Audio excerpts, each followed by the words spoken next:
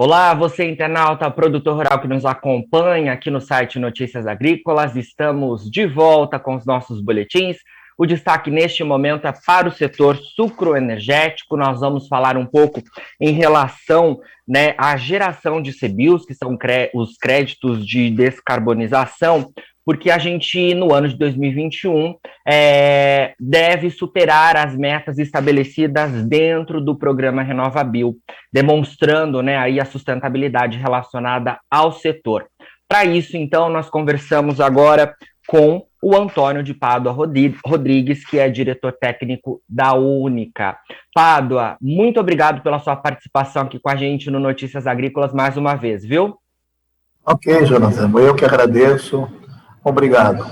Bom, entramos agora no ano de 2022, no terceiro ano do programa de RenovaBio, né? No ano de 2020, nós tínhamos uma meta de 14,9 milhões de CBIOs e ofertamos 18,7 milhões de CBIOs.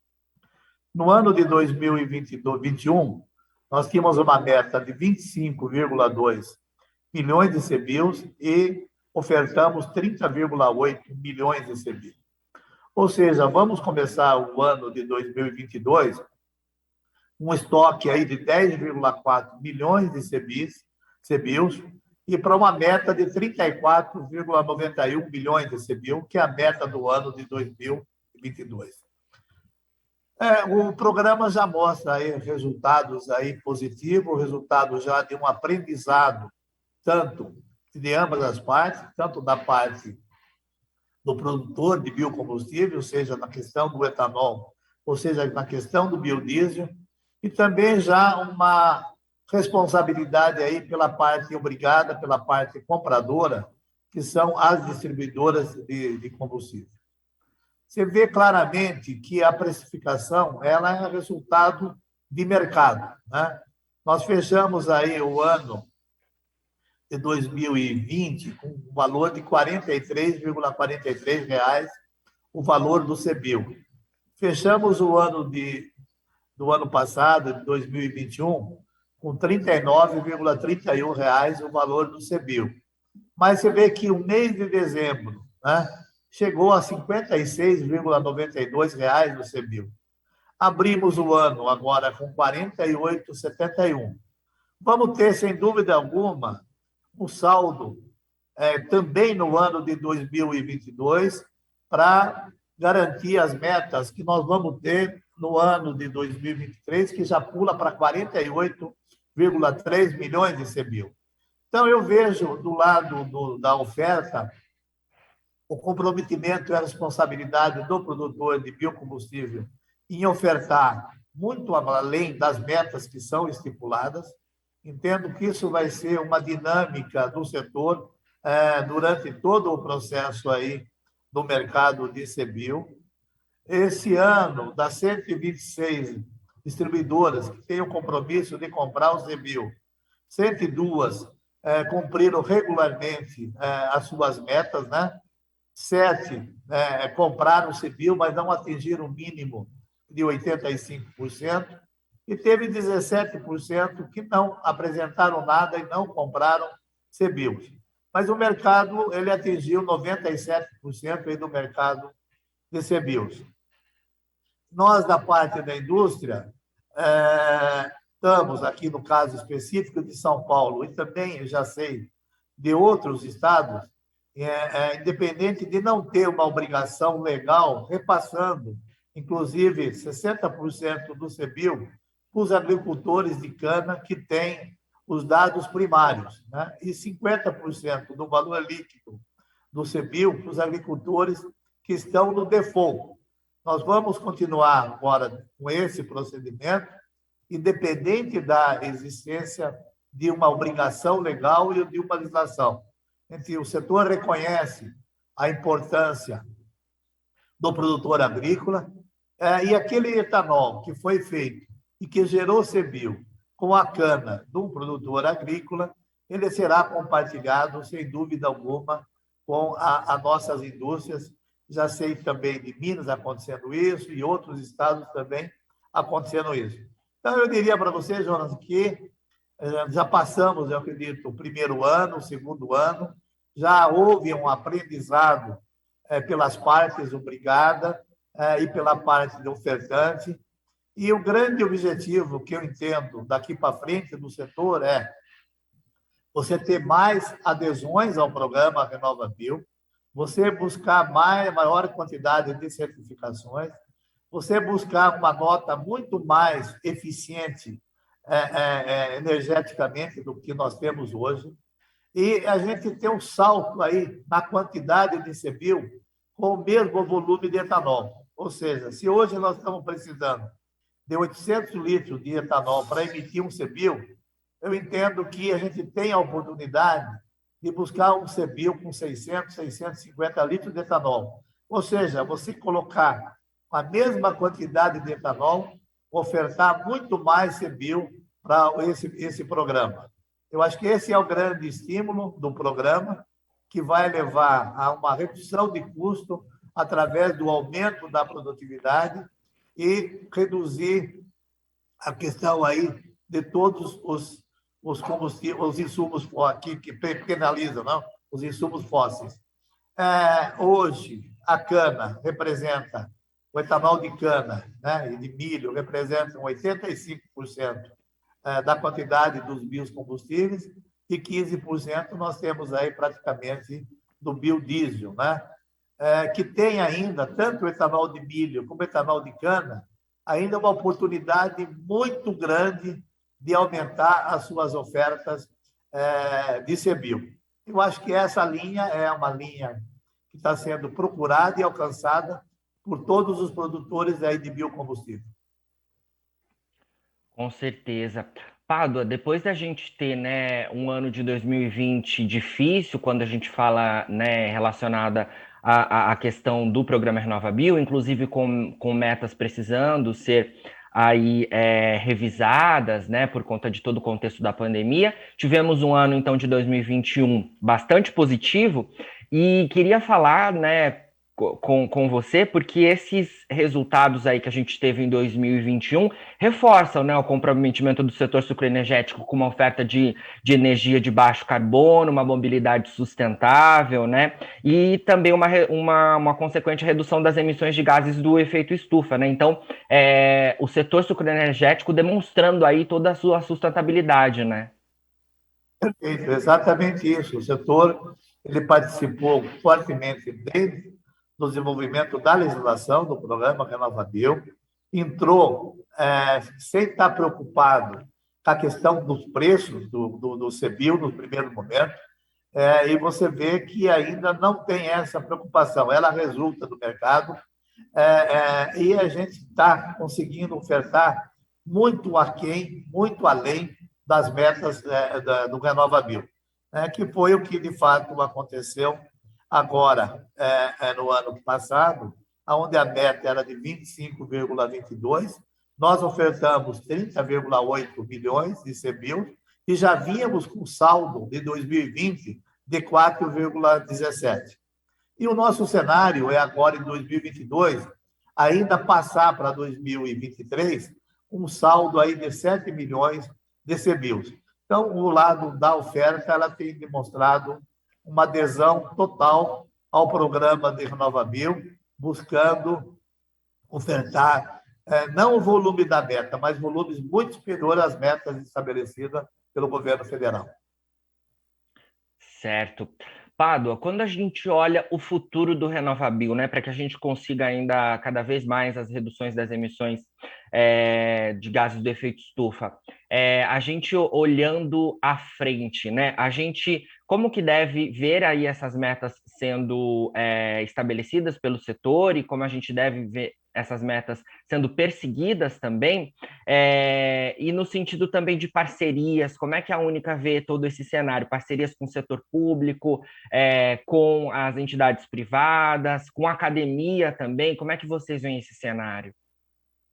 Perfeito. Primeiro, eu vejo que o programa RenovaBio é um programa de Estado, né? As metas estão estabelecidas até 2031, né? Então, ela já existe uma previsibilidade para todos os envolvidos nesse programa. seja do lado da oferta e seja do lado do compromisso, da demanda, da compra pelas distribuidoras, pela parte obrigada e pela parte não obrigada. Eu vejo que, sim, precisamos aí evoluir na questão da eficiência energética, né?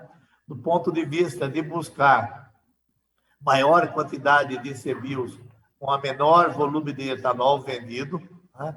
Então, existe essa possibilidade.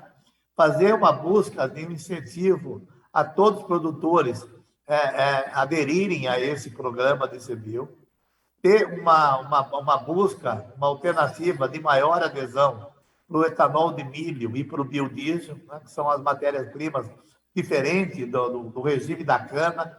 A cana, geralmente não, ela é contratada por 5 anos. Você conhece todo o fornecedor da matéria-prima, da cana-de-açúcar. Tem ainda um pouco de dificuldade desse procedimento com o milho e com a soja. Mas eu sei que as demais entidades estão trabalhando fortemente de buscar essa maior adesão e ter uma maior oferta aí de CBIOS.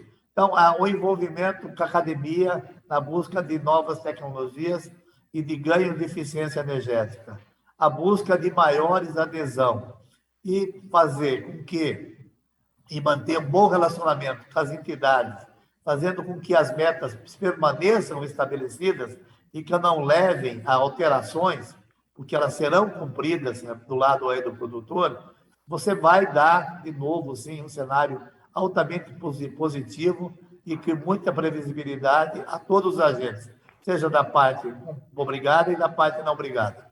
E entendo que também o setor tem que buscar um maior desenvolvimento desse mercado, a gente não ficar apenas dependente da compra do CBIO pelas distribuidoras de combustível, mas buscar aí um mercado também da parte não obrigada, o desenvolvimento desse mercado e você buscar mais agentes aí comprando o CBIO.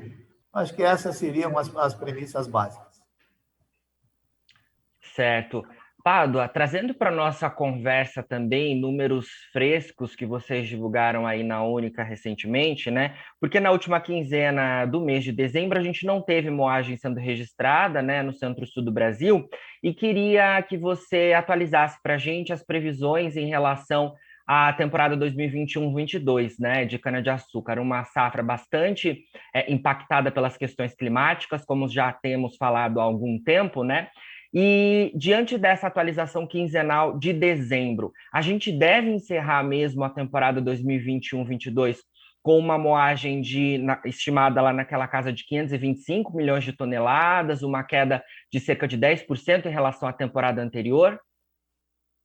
Perfeito. A safra ela é sempre planejada para ela ser terminada em meados de novembro, né? Nenhuma empresa faz um planejamento de safra para continuar processando cana a partir de dezembro, janeiro e fevereiro.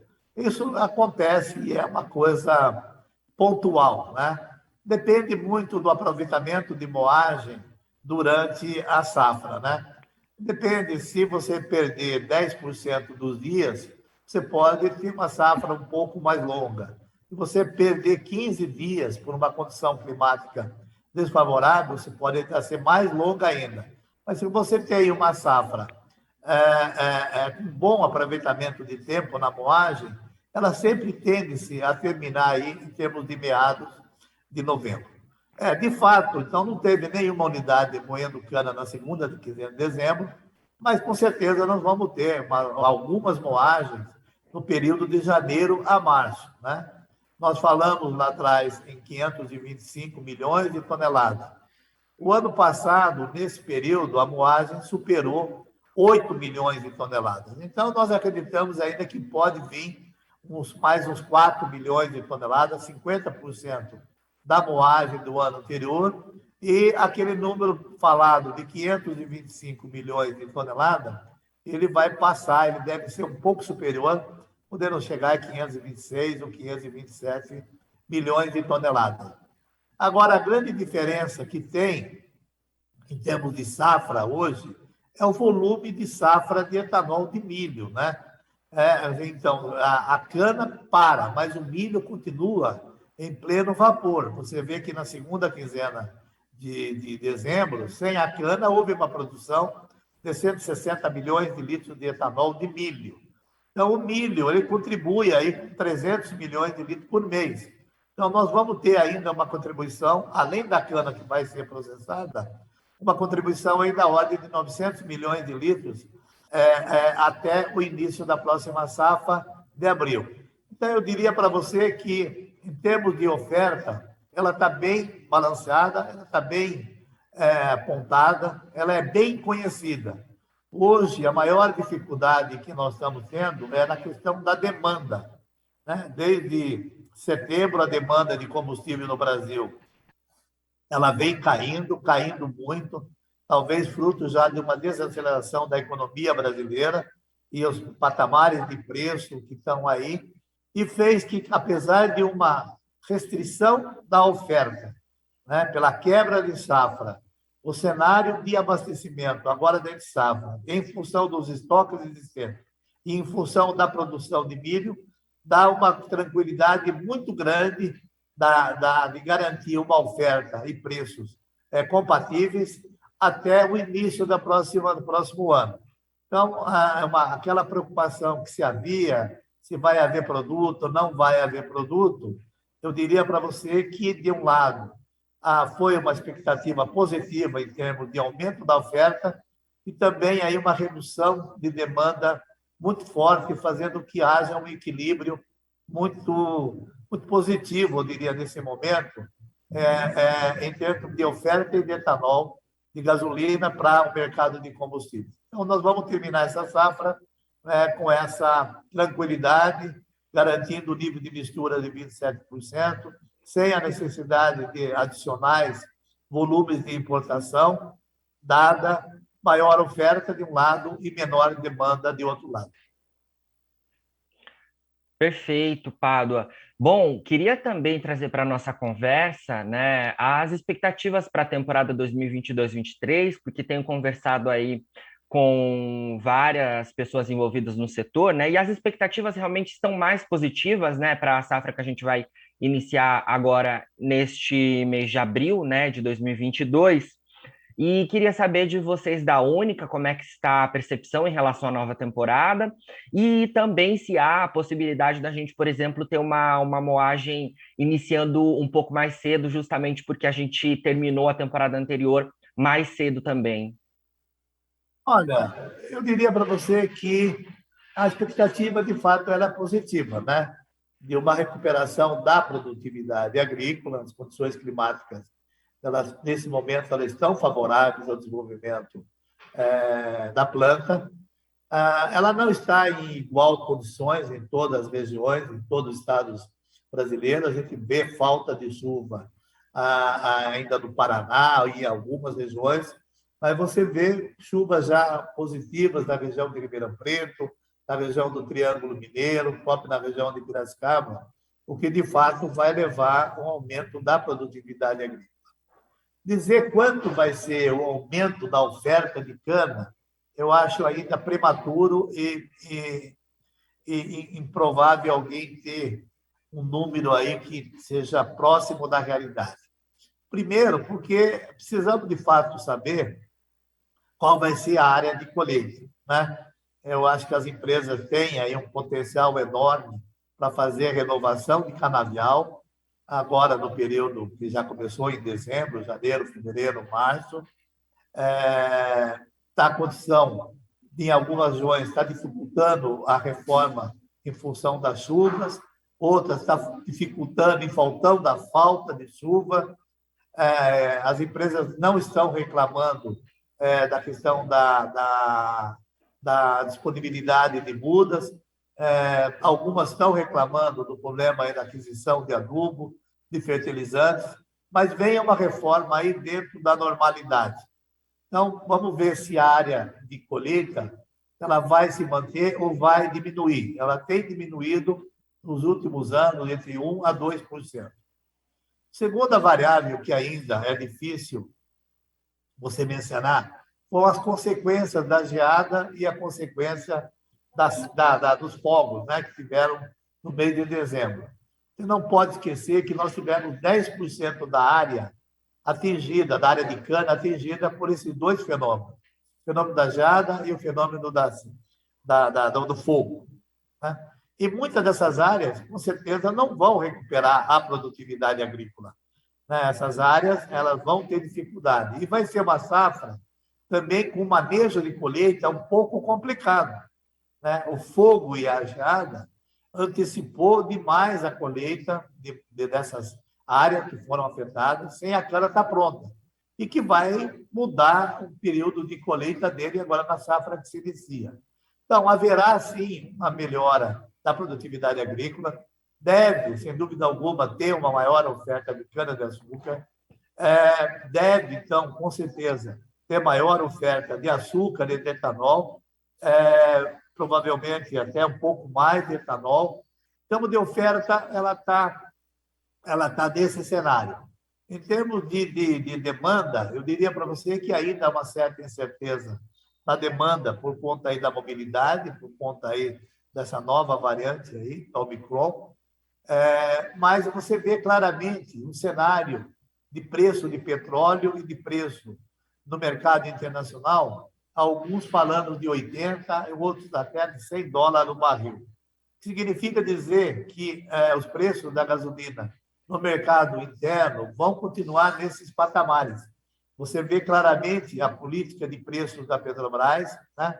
Ela precisa ter esse preço atrelado ao mercado internacional. O Brasil não tem combustível suficiente para atender a demanda interna, precisa ter um preço compatível para que haja essas importações de gasolina e de diesel. Veja que agora em janeiro houve esse reajuste, num momento de um ano político, um momento de muito questionamento dos preços da gasolina, mas a Petrobras está fazendo o papel que lhe cabe, que é você manter uma certa correlação com o preço da gasolina no mercado internacional. E para nós isso vale na alta e vale na baixa. Né? O fundamental dessa regra é a previsibilidade, você conseguir saber de fato como é que vai ser o comportamento desses preços, ou para cima ou para baixo. Então, eu diria para você que é um lado positivo também para o próximo ano. O açúcar, grande parte do açúcar também já foi fixado pelas empresas no patamar de preço melhor do que foi do ano passado. O ano passado, nós fixamos o açúcar a 14, 15 centos. Esse ano, muitas empresas fixaram a 18, a 20 centos de dólar por libra-peso. Então, também manterá. Então, será mais um ano que as empresas vão se capitalizar e se preparar para um momento lá na frente que pode haver uma reversão desses cenários e dizer que agora é o momento de investir na cana, investir no canavial, recuperar a nossa produtividade e buscar aí sempre maior oferta de cana, para ter maior oferta de etanol, para cumprir não só as metas do Renovabil, mas também tem mais um equilíbrio de preço ao consumidor quando ele for usar, sem dúvida alguma, o etanol. Com certeza, Pádua. Olha, muito obrigado pelas suas informações mais uma vez aqui no Notícias Agrícolas, viu? E claro que, como você mencionou aí, né, a gente vai acompanhar durante todo esse ano de 2022 todo o desenrolar dessa safra que tende a ser mais positiva, mas que também o produtor precisa estar sempre bastante atento e é muito importante as informações de vocês da Única neste momento, viu? Obrigado. Eu que agradeço, Jonathan. E um feliz 2002 a você e a todos os seus telespectadores. Muito obrigado. Excelente 2022 para todos nós. Bom, conversamos aí então com Antônio de Pádua Rodrigues, diretor técnico da Única, a gente falando um pouco em relação ao ano de 2021, relacionado então, né, à geração de CBIOS, que são os créditos de descarbonização. A gente falou que foi um ano de 2021 marcado por números acima da meta estabelecida dentro do programa Renovabil, então um ano bastante positivo, contrastando com o ano de 2020, aí em que o governo, inclusive, teve que revisar os números, né, de 2020 por conta da pandemia da Covid-19, né? O Pádua também falou em relação ao futuro, as expectativas para esse ano de 2022, como é que deve ficar esse cenário, e também olhando à frente os próximos anos, porque o programa RenovaBio é um programa com metas, né, bastante longas, né, válida para os próximos anos. Então, a gente falou um pouquinho sobre esse cenário também. Focando na safra 21-22, a gente falou em relação ao cenário de finalização da temporada 2021-22, uma temporada bastante impactada pelas condições climáticas, né, adversas, né, e um cenário mais positivo, então, para o ciclo 2022-23 de cana-de-açúcar aqui no centro-sul do Brasil, e a gente, então, vai acompanhar muito de perto todo esse cenário com os produtores. Bom, agora na finalização dos nossos boletins, você encontra as nossas redes sociais, é só procurar a gente por lá para se manter atualizado sobre todas as informações do agronegócio brasileiro, e a gente segue com a nossa programação aqui, com o nosso site 24 horas no ar, para você ser o produtor rural mais bem informado do Brasil. Fica por aí.